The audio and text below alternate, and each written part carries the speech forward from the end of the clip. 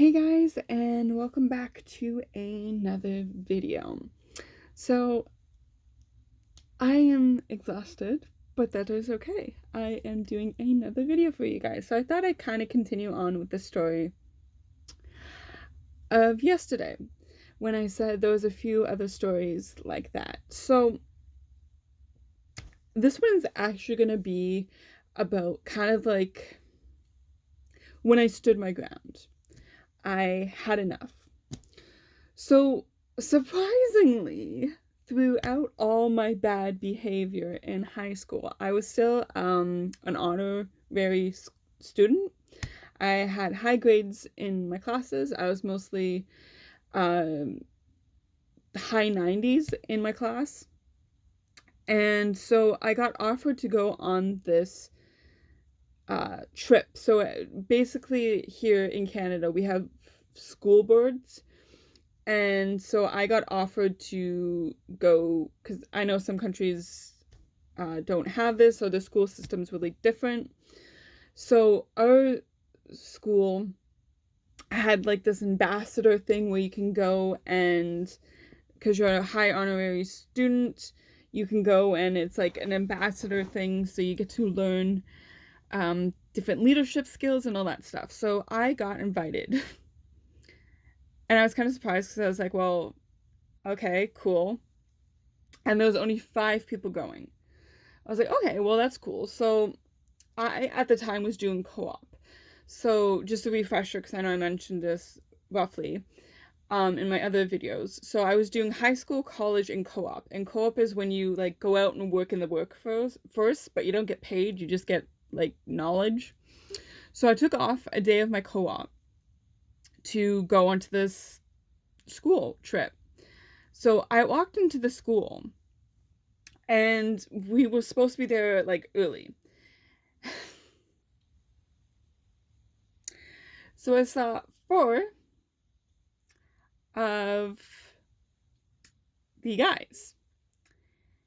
And then I saw the other 2. And I was like, wait, hold on. I only thought 5 were allowed on. I'm like, but what the fuck are they doing here? Again, my school issued a no contact order with me and my ex, and that kind of like roughly bubbleized his friends too. So at this point, there was supposed to be a no contact order between us, like no contact whatsoever. So I went to the teacher to sign in. I was like, "Oh, hey, I'm here for the trip." She's like, "Oh, hey." I'm like, question, what are they doing here? She says, "Oh, they're going on the school trip." I'm like, "Okay, first of all, I thought there was only 5 of us going." She's like, "Well, some things were moved around." I was like, "Okay." I was like, "Second of all, I can't go on this trip." She looked at me. She's like, "What do you mean?" I said, "There's been a no contact order between me and them. I cannot go on this trip." She's like, "Well, hold on. Let me get the vice principal." So she goes, gets the vice principal. The principal comes out and she's like annoyed. She's like, "What is it now?" I'm like, "I can't go on this trip." She's like, "Well, what do you mean?" I was like, "You issued a no contact order between me and them and they're going on the trip, so I'm not going to go. I'm taking the responsible step back and saying, no, it's okay. I won't go on this trip." Well, hold on now, Jess. It can be waived this one time and there'll be lots of teachers there and we'll keep you separated. I'm like, no, I don't feel comfortable or safe going on this trip. Besides the fact this one time could lead to many other times, no, I'm taking the responsibility thing and stepping back. And she's like, "Well, no, come on now. Like, you have to go on this." I'm like, "No, I don't have to go on this." I'm like, "I took a day out of my co-op. I lost a chance to, like, grow in this field or whatever to come on this trip. I got asked to come on this trip by the school, and the school knew who was picked on this trip. And you knew there was a no contact order." She says, "Well, it's going to be waived this one time." I'm like, "No, I'm sorry. I don't feel comfortable. I'm going to go home." I'm like, "I'm not even going to go into my co-op today." I'm like, "This is just a lot. I'm just going to go home." And the principal's like, "Oh, Jessica, you can't do that. This is letting down the school. This is gonna be a disappointment. This is gonna look bad on your, um, like, I guess, whatever papers." I was like, I don't care. I am taking the responsibility. That makes no sense. I'm taking the responsible time to make the choice of not going on this trip. I don't care if you're gonna secure me the most high secure thing. It's not happening. And I stood there for 15 minutes arguing with the vice principal of the school when she was one of the ones that issued the no contact order. And I can hear the 6 of them laughing. And I'm like, I don't give a shit. And they're like, well, no, you don't have a choice. I'm like, I have a choice to remove myself from the situation. And I am choosing the right one. If you want to say that's the bad choice and that I'm making the wrong choice or the wrong decision, that's on you. That's not on me. I know what I'm doing and this is right for me. I do not feel comfortable. She's like, well, I'm going to have to call your parents. I'm like, go ahead, call them. I don't really care. I'm like, I'll be in tomorrow. And I turned and I left the school. And as soon as I left the school, I called my mom. I was like, hey, Mom, you're going to get a phone call from the school. And I told her the whole thing. I'm like, you know about the no contact order, and yet they want me to go on this trip. And I told them no, and then they said this was going to look bad and all this stuff. My mom's like, no, you did the right thing. They didn't want to do anything about it. They knew about the situation. No, it's okay. I'm like, so I'm coming home. I'm not even going to go into co-op. This is just, no. She's like, okay, love you, sweetie. I'll see you when you get home. So I was just walking, and I, like, plugged in my earphones. And my iPod, yes, that is how old I am. My old little iPod. I turned on some music and I was just walking. And I remember this was like a spring day, so it was still a little bit chilly. The buds were still growing on the tree. And I remember just stopping at the lake, because I live near a lake. So I remember just sitting there and just stopping to just look out into the water. There was still ice blocks kind of like breaking off into the water. I'm like, that's very cold, but whatever. So I just stood there just like calculating my thoughts. I was like, you know what? I did the right thing. I'm proud of myself. Like, I still felt sick to my stomach, not to the fact that like I fucked up.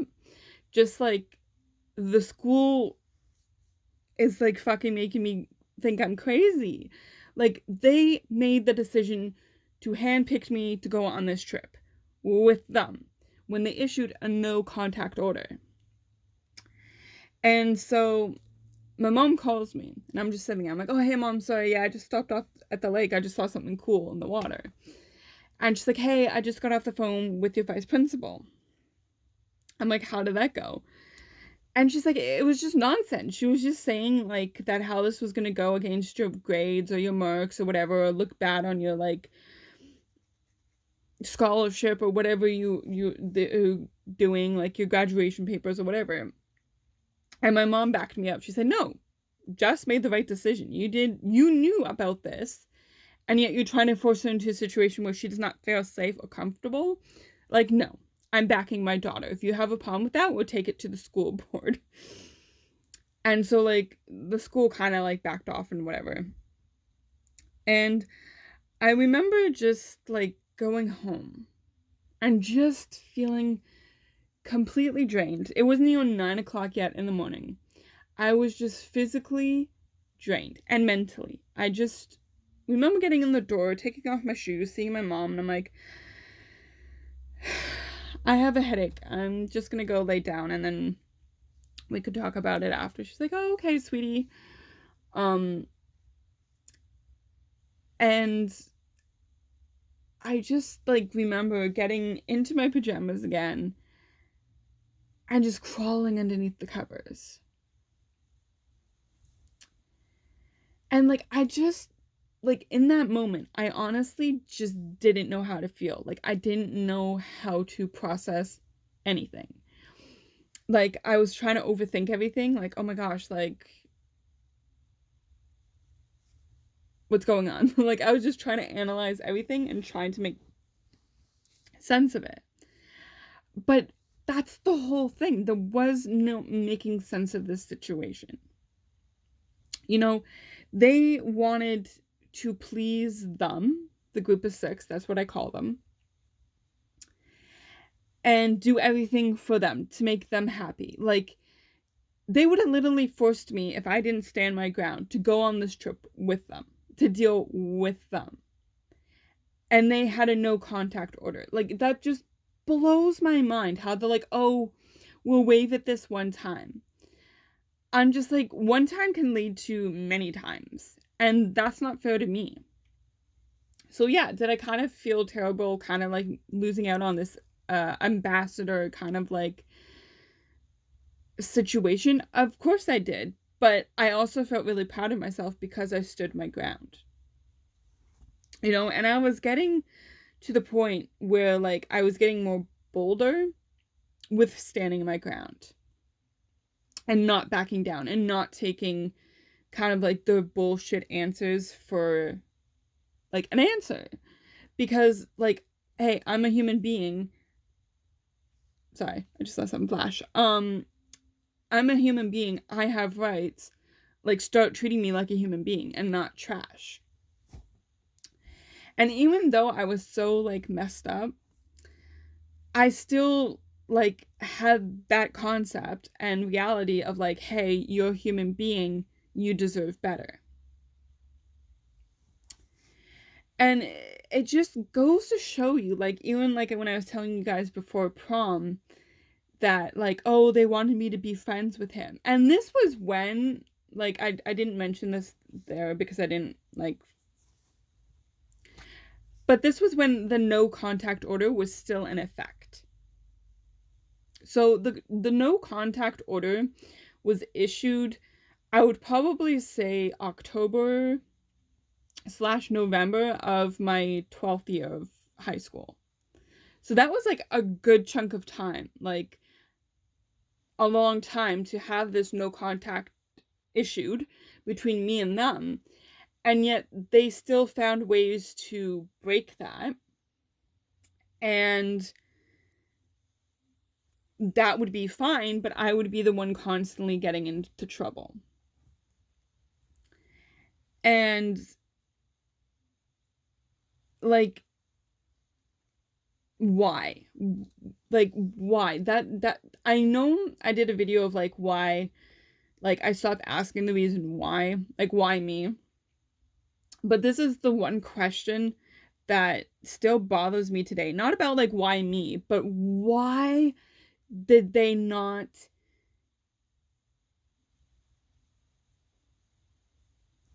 how do I put this? Why did they not discipline them or, you know, have talks with them?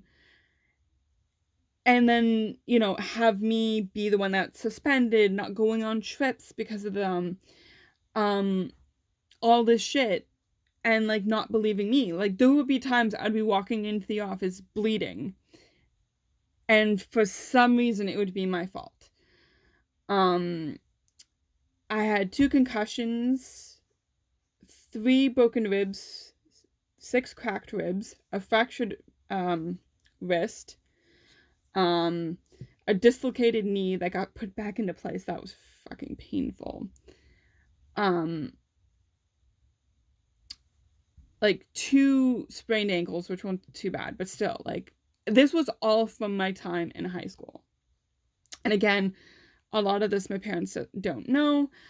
I just didn't share it with them because I was just, you know, when you're in that state of mind of, like, you know, when you're basically being called trash and, like, nobody's believing you, it's like, well, why would they believe you? Which is kind of like a fucked up thing to do because it's like, it's your family. Why wouldn't they believe you? But, you know, they're being told, like, I'm this bad child, this bad student, even though I'm still getting honors. And, like, you know, so they start questioning it, which I totally understand. And then, again, like what I said, like, my behavior was kind of sketchy.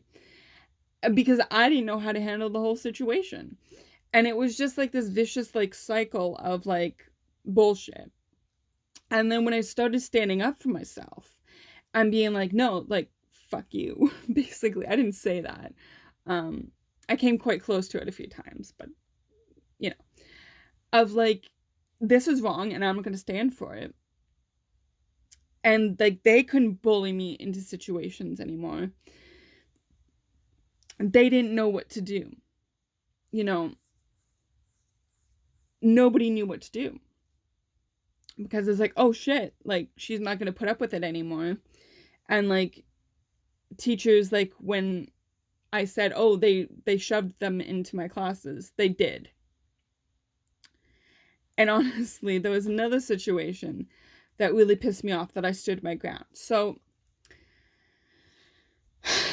when I had my fractured wrist, which I had to go to the hospital for, thank God it wasn't broken or anything. But what happened was, so my ex was put into my class. This is going to be a long video. I apologize. Was put into my class. And at the time, he was dating this, like, whatever, this other chick. She didn't like the idea that he was in my class. I'm like, I don't know, like, whatever. And I tried to get out of it, but again, they couldn't move my schedule around, so whatever. Anyway, so she got one of her friends in that class so it was a kitchen. I was working in a kitchen because it was a trade school. So we had a full-on kitchen, and we were putting away dishes, and like we were putting them away on the top shelf. And these were heavy ass bowls. They were salad bowls because we just finished doing a get together of like, I don't know, all these people. So we were putting them away, and one of the kids took two and slammed it on my wrist. I was like, oh, it was an accident. So anyways, that was the whole thing. I had to go to the hospital, get x-rays and all that shit. Then I got like that that removable kind of like brace. There we go. That's the word I'm looking for. And then like it was just a shit show in the class. And I said, like, I'm not putting up with this anymore. And I got an in-school suspension. So I got put into another class. So I wasn't allowed in that class. I got put into this other class. And she said, okay, you have to do this for like the rest of the week. So it was like a Tuesday. So I had to stay in this other class for the Friday. And the teacher knew this. It happened to be my ex's brother's class. Like, what? Like, oh my God. And then, so at the end of the week, I went back to the vice principal. I was like, hey, can I go back to class, like, on Monday? She's like, well, what do you mean? I said, you told me I was in school suspension for 4 days till the end of the week. She's like, no, I didn't. I told you to come back and see me the next day. I'm like, well, on my paper it says 4 days, but besides the fact, why didn't you come look for me if it was the next day? If I didn't come to the office, like, why didn't you find out where I was? Like, I was just so furious. And she's like, well, you took it wrong. I'm like, no, I didn't. Here's the piece of paper saying till the end of the week. Stop messing with me. And again, why didn't you come look for me if I didn't come to the office? If you had that written down in your book saying, oh, well, Jess is going to come, we're going to have a discussion and we'll take it from there.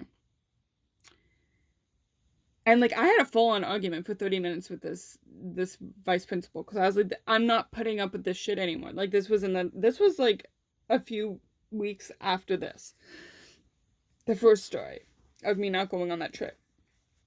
Like, I was pissed. Like, oh my God. Like, I was just getting to the point where I just wanted to punch people in the faces, but you know, I didn't do that. And like, I was like, this is your handwriting. She's like, well, yeah, but you took it the wrong way. I'm like, no, I followed instructions. You are the adult in this situation. She's like, well, why are you acting like a child? I'm like, I am not. I am following instructions. First of all, you had a no contact order and you shoved me in a class with another fucking of them. And now you're blaming me for this situation? No, screw you. And like, she did not like that. But I was like, you know what? It is your decision. Like, this is your handwriting. You made the decision. Like, I'm just following the adult's instructions. She didn't know what to say to that. And, like, I went home pissed. Like, I went home pissed. And, like, I was walking home with my best friend at the time. And, like, he could tell I was pissed. I'm like, this is, like, my 3rd in-school suspension. And, like, I'm just so tired of this bullshit. And, like, he's always, like, trying to calm me down. That's his thing. Like, he's just trying to make me laugh, trying to make me smile. He didn't know the situation, like, to be honest with you. He didn't know any of what was going on until 2-3 years ago. So, there's that. Yeah. But, so it was just a whole frustrating thing. And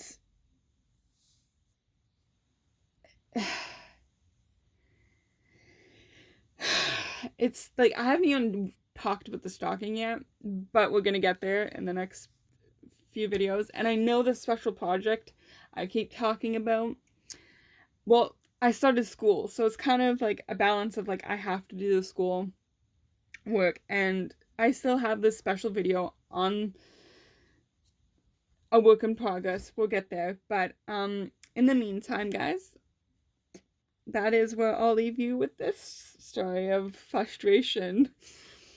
But remember, guys, never give up, always keep fighting. You're enough, and you're very much loved. And until the next video, I love you guys.